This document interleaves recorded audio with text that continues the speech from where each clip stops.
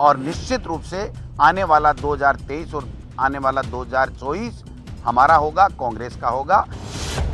मजहब नहीं सिखाता आपस में बैर, सियासत खोजे इसमें अपनी खैर।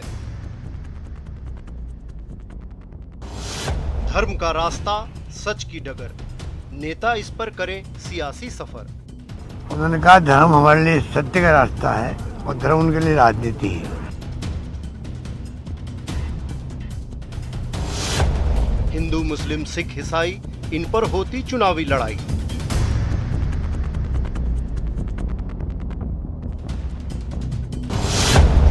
राजनीतिक वार रचे सियासी कलाम, पढ़ो क्या हिंदू क्या है इस्लाम। आज राहुल गांधी जी जिस निडरता के साथ में मोदी जी की गलत नीतियों को लेकर के उनको एक्सपोज करने का काम कर रहे हैं, और निश्चित रूप से आने वाला 2023 और आने वाला 2024 हमारा होगा। कांग्रेस का डीएनए है तुष्टीकरण की राजनीति करना, तो अब वो तुष्टीकरण की राजनीति हिंदुत्व के नाम पर करना चाहते हैं। लेकिन सच की राह वर्सेस सत्ता की चाह।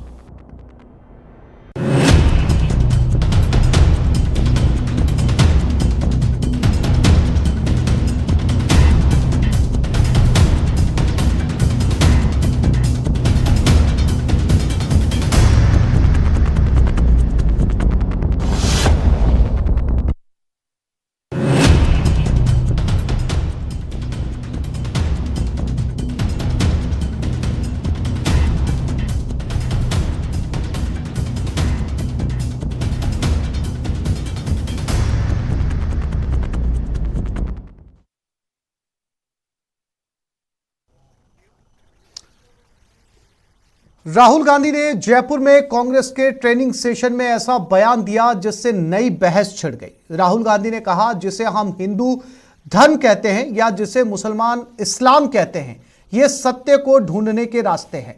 राहुल गांधी ने कहा कि हिंदुत्ववादियों के लिए धर्म सत्य का रास्ता नहीं है, वो धर्म को राजनीतिक हथियार में बदल देते हैं। जब हम धर्म को राजनीतिक हथियार में बदल देते हैं तो उसका अपमान करते हैं। हम धर्म का उपयोग सत्य की राह पर चलने के लिए करते हैं।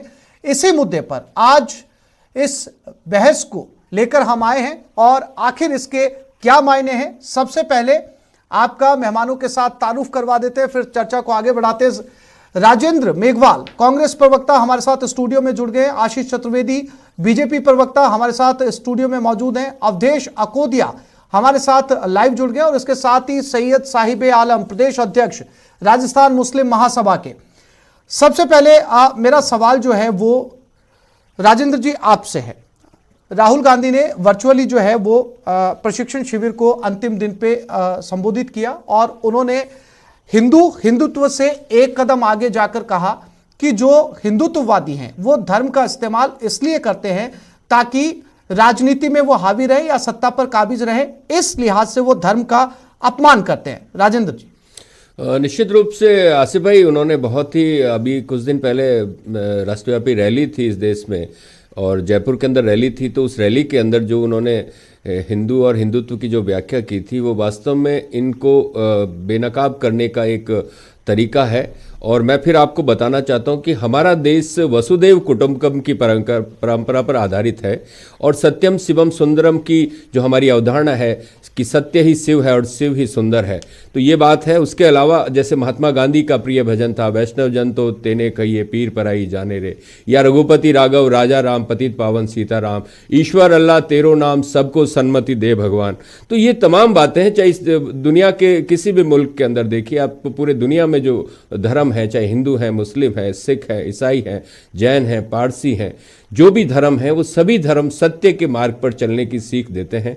और लगातार उन्हीं पे आपने देखा होगा, चाहे महात्मा गौतम बुद्ध हो, चाहे महावीर स्वामी हो, चाहे ईसा मसीह हो, चाहे पैगंबर मोहम्मद साहब हो, चाहे महात्मा गांधी हो, उन्होंने लगातार सत्य की खोज के लिए लोगों को कहा। आपने देखा होगा संत और जो सूफी परंपरा है उसमें भी कहें कि भाई हम सत्य की खोज पे निकल चुके हैं। और सत्य कौन है? सत्य ईश्वर है, सत्य अल्लाह है, सत्य गॉड है, सत्य वाहि गुरु है, सत्य स्वामी है, जो भी है।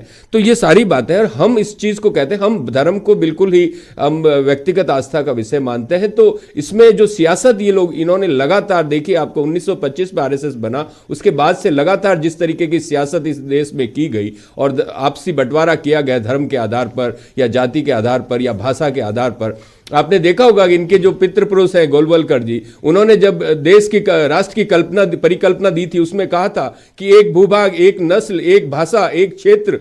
तो इस तरीके की बात है। तो हमारी जो संस्कृति है, उनका जो सोच है वो बिल्कुल विपरीत है और ये अपने आप को हिंदुत्व कहते हैं। और हिंदुत्व का इनका जो संकीर्ण सोच है, इसने वास्तव में इस देश का बड़ा नुकसान किया है। आपने देखा होगा दुनिया के अंदर हमारी जो ख्याति थी या जिस तरीके से हिंदुस्तान को एक बड़े ही मुल्क के रूप में, हिंदुस्तान का जो हिंदू है वो पूरे दुनिया में सबसे सेकुलर माना जाता है, सबको समाहित करने का उसका एक अपना होता है। कांग्रेस पार्टी ने हमेशा से इस देश के डीएनए पे ही सीधे तौर पर अगर राहुल गांधी के बयान को समझा जाए तो उनका यह कहना है कि धर्म का इस्तेमाल राजनीतिक फायदे के लिए किया जा रहा है, जबकि धर्म जो है वो सत्य की खोज के लिए है। उन्होंने ना केवल हिंदू कहा बल्कि हिंदू, मुस्लिम, सिख, ईसाई सभी के नाम लिए कि अगर वो अपने धर्म से सत्य की खोज करता है तो उसका धर्म जो है वो बेहतर है, लेकिन अगर इसको राजनीतिक तौर पर इस्तेमाल किया जाता है, और सीधा आरोप आप पर है। आशीष जी, देखिए आसिफ जी, देश में कांग्रेस ने लगभग 55 साल राज किया है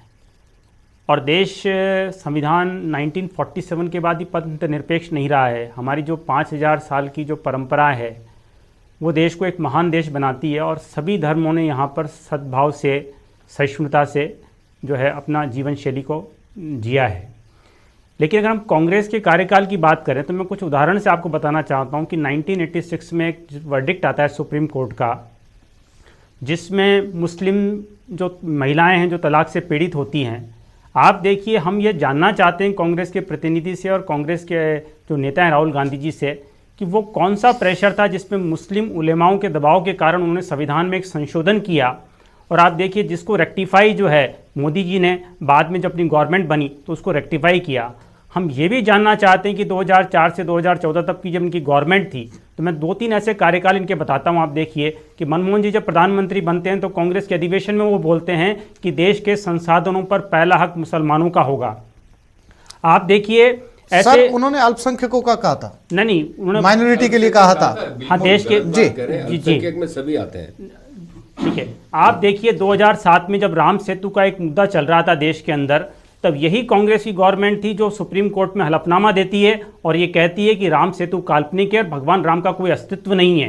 आप देखिए 2018 के अंदर जब सुप्रीम कोर्ट में जब पेशी चल रही थी अयोध्या के वर्डिक्ट के लिए, तब कांग्रेस के वकील कपिल सिब्बल वहाँ पे बार बार खड़े होकर बोल रहे थे कि साहब इसको टाला जाए, इसको टाला जाए। तो ऐसे अनगिनत उदाहरण हैं जिसमें हमको ऐसा लगता है कि कांग्रेस ने जो 55 साल राज किया है उसने सर्वधर्म संभाव ना होकर के एक विशेष वर्ग के तुष्टीकरण के लिए काम किया है। आसिफ जी, आपको ध्यान होगा तो विकीलीक्स जब आया था तो विकीलीक्स के अंदर एक बड़ा स्पष्ट प्रकरण है कि कांग्रेस के नेता राहुल गांधी जी जब उस टाइम पे यूएस के जो एम्बेसडर थे भारत के, जो टिमोथी थॉमर है, उनसे जब मिले थे तब उन्होंने कहा था, देखिए पूरा विश्व जब इस्लामिक आतंकवाद से पीड़ित चल रहा था तब उन्होंने कहा था कि भारत को जो खतरा है वो इस्लामिक आतंकवाद से नहीं है बल्कि हिंदू चरमपंथियों से है। इन्होंने ही इनके गृह मंत्री थे सुशील कुमार सिंह, जिन्होंने एक हिंदू आतंकवाद जैसी जो है शब्दावली का प्रयोग किया था। तो ऐसे अनेकों उदाहरण है। भारत की जनता बहुत अच्छे से जानती है। आप ये कहना चाह रहे हैं आशीष जी कि धर्म का इस्तेमाल राजनीति में कांग्रेस ने भी किया था? कांग्रेस ही कर रही है। आप देखिए एक विशेष वर्ग के तुष्टीकरण के लिए इन्होंने मुस्लिमों का कोई भला नहीं किया है। आप देखिए जो मुस्लिमों की स्थिति है वो देश में सब जानते हैं। सैयद साहब, प्रदेश अध्यक्ष होने के नाते राजस्थान मुस्लिम महासभा के इस बयान के आपके लिए क्या मायने हैं कि विपक्ष के सबसे बड़े नेता यहां पर कहते हैं वर्चुअली कि धर्म का राजनीतिक इस्तेमाल कर रही है बीजेपी, वरना दुनिया का कोई भी धर्म हो वो सत्य की खोज के लिए है? देखिए, ये जो आरोप और प्रत्यारोप की जो राजनीति रही है शुरू से अब तक सियासी पार्टियों की, वाकई अभी सर ने कहा कि मुसलमानों का कोई इसमें भला नहीं हुआ है। अगर कांग्रेस पार्टी ने मुसलमानों के लिए एक तुष्टीकरण की राजनीति की है तो उसका खामियाजा भी तो हम भुगत ही रहे ना। आप ये देखिए कि अगर वाकई कांग्रेस मुसलमानों की इतनी हितैषी रही थी तो लोकसभा से लेकर राज्यसभा तक हम लोग पूर्ण रूप से बहुमत में थे। जब मनमोहन सिंह जी की सरकार थी तो सच्चर कमेटी की सिफारिशों को लागू क्यों नहीं किया गया, जबकि हवाला ये कहता है कि मुसलमानों के जो हालात हैं वो देश में आज दलितों से भी बदतर है। दूसरी बात ये कि अगर स्टेट गवर्नमेंट आज गहलोत साहब की है तो 3 साल से ज्यादा जायद वक्त हो चुका है, तो अभी तक मदरसा बोर्ड से लेकर के हज कमेटी से लेकर के और अपने वक्फ विकास जो कमेटियां रही हैं, चाहे वो किसी भी तंजीमात की हो, उर्दू कमेटियों से लेकर के अभी तक कहीं पे भी कोई केयरटेकर, कोई नाजिम, कोई अध्यक्ष, कोई मुतलवी अभी तक कांग्रेस की सरकार की तरफ से नियुक्त किया नहीं गया है। आप ये देखिए, नहीं बने थे लेकिन उसके दोबारा प्रक्रिया चल रही है, हालत मामला कोर्ट की आप वजह ये से होने देखिए की कि वजह से। मदरसा पैरा टीचर्स आए दिन धरने पे बैठे हुए, नंगे होकर प्रदर्शन कर रहे हैं। तो सरकार को अगर वाकई ही मुसलमानों की इतनी परवाह होती, मुसलमानों की अगर इतनी ही हितैषी होती तो मुसलमानों के लिए काम करती। कहां हैं वो जुमले कि ये सिर्फ एक वर्ग विशेष के लिए काम करती है? ये सिर्फ मिथ्या है, झूठ बातें। कोई सरकार मुसलमानों के लिए काम नहीं करती। कहा होगा मनमोहन सिंह जी ने कि हम अल्पसंख्यकों के लिए काम करेंगे, पहला हक उनका है। मुसलमानों का कहीं से कहीं तक कोई दर्जा है, ना मुकाम है, ना कोई काम है। आज आप हालत देखिए, शिक्षा से लेकर रोजगार तक हर जगह मुस्लिम पिछड़ा हुआ है। यहां तक कि व्हाट्सएप से लेकर फेसबुक तक जो सोशल मीडिया में वायरल होता है, अब्दुल पंचर वाला, अब्दुल चाय वाला, अब्दुल मजदूर। तो मुसलमानों की हालत और दयनीय स्थिति यह हो चुकी है कि उसे हाशी पे लाके एक निचले दर्जे का, दोयम दर्जे का शहरी बनाने की जो कवायद चल रही है, वो तमाम सरकार इसके अंदर पीछे नहीं है। सबका इसके अंदर योगदान है मुसलमानों को बर्बाद करने का। ठीक है राजेंद्र जी, मैं फिर से आपके पास लौटूंगा। हमारे साथ अवधेश अकोदिया भी जो है वो जुड़े हुए हैं, उनसे पहले बात करने की कोशिश करते हैं, उसके बाद चर्चा को आगे बढ़ाते हैं। अवधेश जी, बहुत राजनीतिक बयान है, सभी हमारे पास दोनों ही पार्टियों के प्रवक्ता यहां पर मौजूद हैं और मुस्लिम महासभा से भी एक प्रदेश अध्यक्ष इस वक्त स्टूडियो में बैठे हैं। अवधेश जी, जो बयान यहां पर राहुल गांधी ने दिया है, इससे पहले वो हिंदुत्व पर बोलकर गए और बहुत क्लियर जो है उन्होंने बताया कि हिंदू कौन है और जो हिंदुत्ववादी हैं वो लोग कौन हैं। और अब उन्होंने प्रशिक्षण शिविर के अंतिम दिन उन्होंने ये कहा कि राजनीति के अंदर धर्म का इस्तेमाल करने वाले हिंदुत्ववादी हैं, यानी परिभाषा को थोड़ा और आगे बढ़ाया उन्होंने। अवधेश जी। आसिफ जी, देखिए, भारतीय जनता पार्टी ने जिस तरह से अपने राजनीतिक अभियान को आगे बढ़ाया, उसने एक बात लोगों के बीच में स्थापित कर दी है। ये नैरेटिव कायम करने में भारतीय जनता पार्टी कायम रही है। जो कांग्रेस है वो मुस्लिम अपीजमेंट का काम करती है और हिंदुओं को हाशिए पर रखने का काम करती है। हिंदुओं के हित की कोई बात करता है तो वो भारतीय जनता पार्टी है, भले ही उनकी तरफ से नारा दिया जाता हो सबका साथ, सबका विकास, सबका विश्वास। लेकिन जो कैडर है पूरा के पूरा भाजपा का, वो ये बात करता है कि हिंदुओं के हित की बात करने वाली पार्टी सिर्फ भारतीय जनता पार्टी है और मुस्लिम अपीजमेंट का काम करने का काम कांग्रेस करती है। ये उनका जो पूरा नैरेटिव इतने साल से बनाया है वो मुकाम पर पहुंच चुका है और उसका राजनीतिक फायदा भारतीय जनता पार्टी को मिलता है और कांग्रेस को इसका नुकसान हो रहा है। कांग्रेस जब 2014 का लोकसभा चुनाव हारी थी, ए.के. एंटनी की अध्यक्षता में एक कमेटी बनी थी, उसकी रिपोर्ट में बाकायदा इसका विवरण है पूरा के पूरा। तो उसके बाद 2019 के चुनाव में भी हार हुई, लगातार राज्यों में भी कांग्रेस की हार हो रही है। तो इस स्थिति से उबरने का जो प्रयास है वो कांग्रेस की तरफ से हो रहा है और राहुल गांधी के जो बयान आ रहे हैं उसके बाद वो अपनी बातों को विस्तार दे रहे हैं। मैं उसको इसी रूप में देखता हूं कि ये जो एक तरह से जकड़ लिया है एक बहुसंख्यक समाज को भारतीय जनता पार्टी ने अपने पक्ष में कर लिया है, लामबंद कर लिया है अपने पक्ष में, उससे कैसे उस कॉकस को तोड़ा जाए। तो कांग्रेस की तरफ से प्रयास हो रहे हैं। हालांकि इसमें ध्यान रखा जा रहा है कि जो उनका वोट बैंक कितने साल से रहा है वो इंटैक्ट उनके साथ रहे। हालांकि वो रहा नहीं है कहीं भी। भारतीय जनता पार्टी भले ही आरोप लगाती रहे, जैसा आशीष जी ने भी कहा अभी कि वो तुष्टीकरण की राजनीति करते हैं, लेकिन उन्होंने मुसलमानों का भला नहीं किया है। और ये बात भी यहां पर गौर करने लायक है कि मुसलमानों को जहां भी विकल्प मिला है वो कांग्रेस से छिटक गए। चाहे आप पश्चिम बंगाल का उदाहरण ले लें, चाहे उत्तर प्रदेश का ले लें, चाहे बिहार का ले लें, 3 बड़े राज्यों में मुस्लिम वोट बैंक कांग्रेस के साथ नहीं। जी अवधेश जी, सीधे शब्दों में अगर समझा जाए तो बीजेपी ये मैसेज आम लोगों के अंदर ये नैरेटिव डेवलप करने में कामयाब हो गई, ये मैसेज डिलीवर करने में कामयाब हो गई कि कांग्रेस जो है मुस्लिम अपीजमेंट करती है, हिंदुओं को हाशिए पर रखा गया है।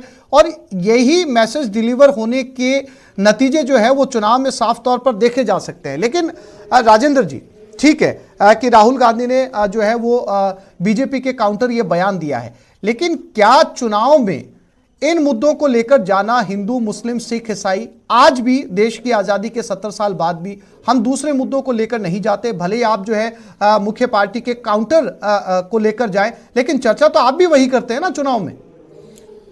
आसिफ भाई, निश्चित रूप से हम बिल्कुल भी धर्म को राजनीति के अंदर इसको नहीं मानते हैं। धर्म बिल्कुल ही इस देश के लिए नितांत ही निजी बात है। चाहे पूरी दुनिया के अंदर देखेंगे कि आप जितने भी जो अपने धार्मिक आधार पर जो मुल्क बने उनकी क्या हालत है, तो हिंदुस्तान के अंदर भी जो ये कवायद चल रही है, या जो इन्होंने आपने देखा होगा, चाहे सावरकर की बात हो चाहे गोलवलकर की बात हो, उस वक्त इन्होंने 2 राष्ट्र का सिद्धांत जो दिया था मुस्लिम लीग के साथ में मिलकर, तब हिंदुस्तान के महात्मा गांधी और पंडित जवाहरलाल नेहरू ने कहा नहीं, इस देश के अंदर ये लोग साथ रहेंगे और ये हमारे भाई हैं और इनको कहीं जाने की जरूरत नहीं है। इस देश के पहले शिक्षा मंत्री मौलाना अब्दुल कलाम बने। उसके बाद में आपने देखा होगा एक लंबी फहरिस्त है, चाहे डॉक्टर जाकिर हुसैन हो। इस देश के अंदर उनके मतलब चाहे जामिया मिलिया की स्थापना की बात हो, चाहे मतलब अलीगढ़ मुस्लिम यूनिवर्सिटी की स्थापना की बात हो, इस देश के अंदर सभी को समान रूप से बढ़ने के अवसर दिए गए। और कांग्रेस पार्टी ने हमेशा, कांग्रेस पार्टी जो इस देश का डीएनए, हिंदुस्तान का डीएनए, आपने देखा होगा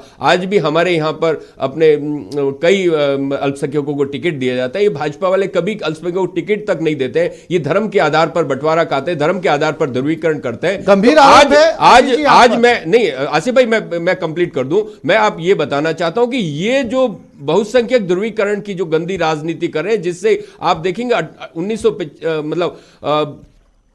1925 के अंदर जो आरएसएस संघ बना या जनसंघ बना, उसके बाद से लगातार ये इस देश को तोड़ना चाहते थे और ये जाके कामियाब हुए। और इस बात का असर ये हुआ कि आज सभी लोगों के अंदर एक भय का वातावरण है, चाहे दलितों के अंदर हो, चाहे आदिवासियों के हो, चाहे दूसरों के अंदर हो। इन्होंने धर्म में हिंदू धर्म का कोई भला नहीं किया। मैं राजेंद्र जी को करेक्ट करूंगा कि एएमयू की जो स्थापना हुई थी उसमें कांग्रेस पार्टी का कोई रोल था नहीं। अगर थोड़ा सा अपना ये एएमयू से आगे बढ़ते हैं सर, एएमयू से आगे बढ़ते हैं। दूसरा एक मिनट और बताता हूं मैं आपको। मेरी बात सुनिए सर। देखिए, अब जैसे कि अभी सर ने कहा, जो कांग्रेस के हैं आर्य साहब, उन्होंने कहा कि वो धर्म की बात नहीं करती, वो कांग्रेस में टिकट का बंटवारा करती है। अरे अगर आप टिकट देते हैं तो उन्हें मनचाहे पद, और जो आज आप ये देखिए कि मुसलमानों के बलबूते कांग्रेस जो है वो वजूद में आती है। सबसे ज्यादा ताकत जो पूरी लगाई जाती है, सबसे ज्यादा प्रतिशत जो है वो मुस्लिम वोटों का है, लेकिन मुस्लिम हाशिए पे आप टिकट देते हैं, एमएलए जीत के आते हैं, सरकार बनते हैं। देश का पहला शिक्षा मंत्री अगर मुस्लिम बनता तो मुस्लिम हाशिए पे कैसे? शिक्षा से ही किसी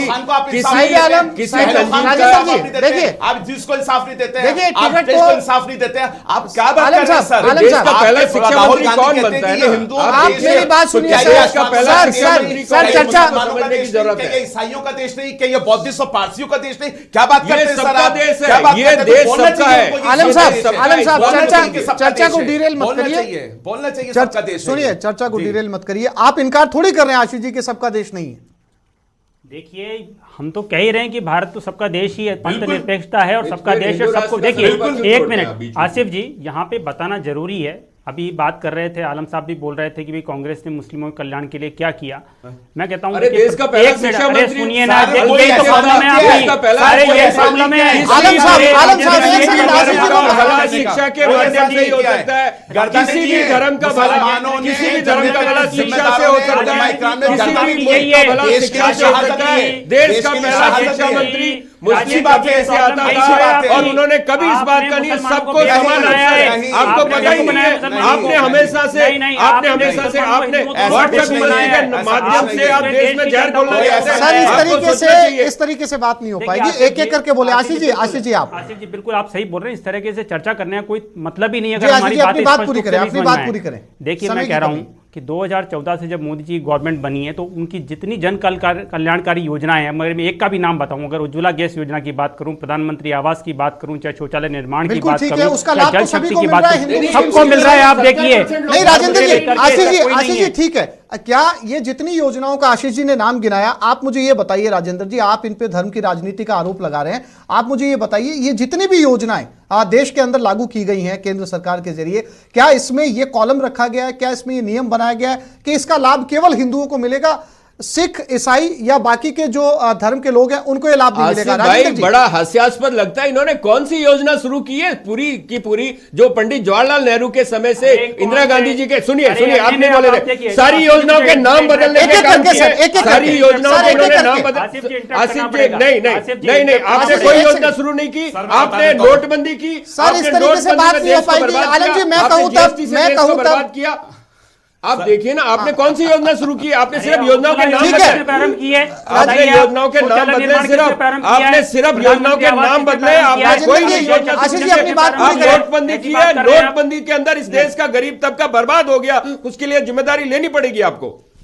सर इनको लगता है कि सन 2014 के बाद ही देश में विकास हुआ। आलम साहब, सर इनको लगता है, भारतीय जनता पार्टी को लगता है। अवधेश जी मैं क्लोजिंग रिमार्क आपसे चाहूंगा। अवधेश अकोदिया साहब, चूंकि यहां पर चर्चा जो है वो एक दूसरे की बात समझ में नहीं आ रही लगातार बोलने की वजह से। अवधेश जी बहुत साफ सी बात है, क्योंकि अगर चारों धर्मों की बात होती है या देश में जितने भी धर्म है उनकी बात होती है, अगर ये राजनीतिक मंचों पे इनके नाम इस्तेमाल होते हैं तो ये तो चर्चा होगी ना कि राजनीति के अंदर धर्म का इस्तेमाल किया जाता है। अन्यथा इन मंचों पर जितनी भी राजनीतिक पार्टियां चुनाव लड़ने जाती हैं वो जो विपक्ष में है वो जब सत्ता में आएंगी क्या कर सकती है इसको लेकर चर्चा करें, और जो सत्ता में है वो ये बताएं कि उन्होंने अब तक क्या किया।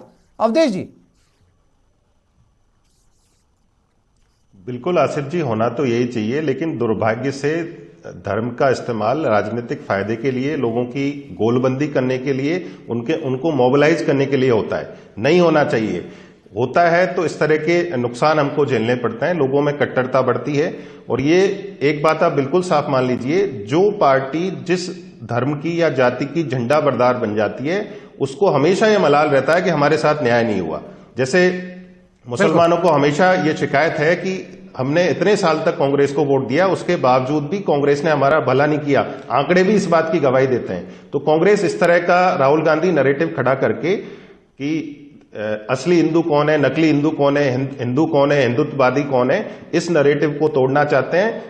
जैसा कांग्रेस के लिए है कि मुसलमानों का भला कांग्रेस ने नहीं किया, भले ही वो आरोप जलती हो, वैसा ही हिंदुओं के साथ भाजपा के लिए कांग्रेस करना चाहती है। क्योंकि चुनावी माहौल है और 5 राज्यों में चुनाव है और ये चर्चाएं लगातार जो है वो राजनीतिक मंचों से सामने आ रही हैं। इसमें जो सत्ता दल है वो जब इस मुद्दे को लेकर आते हैं वहां की विपक्षी पार्टियां इसको काउंटर करती हैं। इसी दौरान कई तरीके के ऐसे विवादित बयान सामने आते हैं जिनको लेकर इस तरह की बहस भी जो है वो सामने आती है और चर्चाएं होती है। आप सभी मेहमानों का स्टूडियो में आने के लिए और हमसे जुड़ने के लिए, इस चर्चा में शामिल होने के लिए बहुत बहुत शुक्रिया। नमस्कार।